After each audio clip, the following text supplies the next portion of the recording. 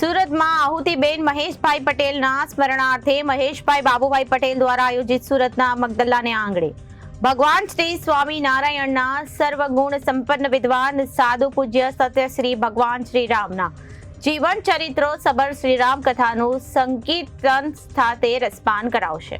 સુરતમાં આહુતિબેન મહેશભાઈ પટેલને સ્મરણાર્થે મહેશભાઈ બાબુભાઈ પટેલ દ્વારા આયોજિત સુરતના મગદલ્લાને આંગણે ભગવાન શ્રી સ્વામિનારાયણના સર્વગુણ સંપન્ન વિદ્વાન સાધુ પૂજ્ય સંત શ્રી ભગવાન શ્રી રામના જીવન ચરિત્રો સબર શ્રીરામ કથાનું સંકીર્તન સાથે રસપાન કરાવશે।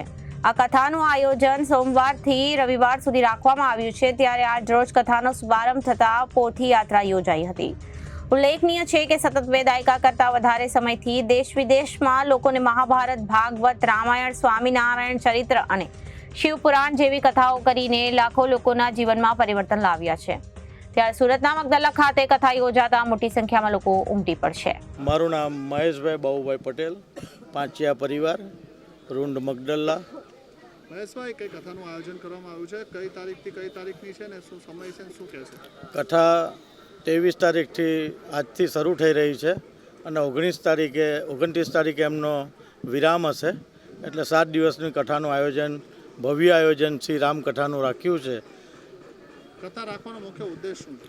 કથા રાખવાનો ઉદ્દેશ મેઇન એ છે કે ધર્મનો પ્રચાર થાય, હિન્દુત્વ જાગૃત થાય, હિન્દુત્વ ટકી રહે અને આ ભારત ભૂમિમાં હરેક ઘરે ઘરે જેમ પાદર ઘરે જે હરેક ગામડાઓમાં હનુમાનજીના મંદિરો બન્યા છે, તેમ દેશભરમાં હરેક જગ્યાએ હરેક ગામમાં રામ મંદિર બને। અને મારો ઉપદેશ એટલો જ છે કે આ ધર્મને કર્મની જે ગતિ છે અને સત્સંગ છે એ બધાને સત્સંગ આપવો છે।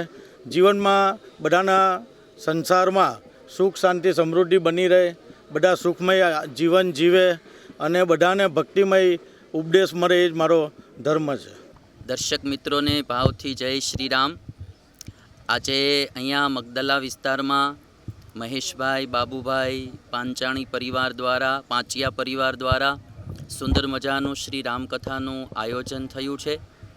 મહેશભાઈએ આ પૂર્વે પણ 4 કથાઓ કરાવી છે અને આ 5મી કથા છે અને આ વિસ્તારના બધા ભક્તજનોને સત્સંગનો લાભ મળે, ખાસ કરીને કાંઠા વિસ્તારના જે મગદલ્લા આદિ ગ્રામજનો એને બધાને સત્સંગનો લાભ મળે એવા શુભ ઉદ્દેશથી આ કથાનું આયોજન થયું છે।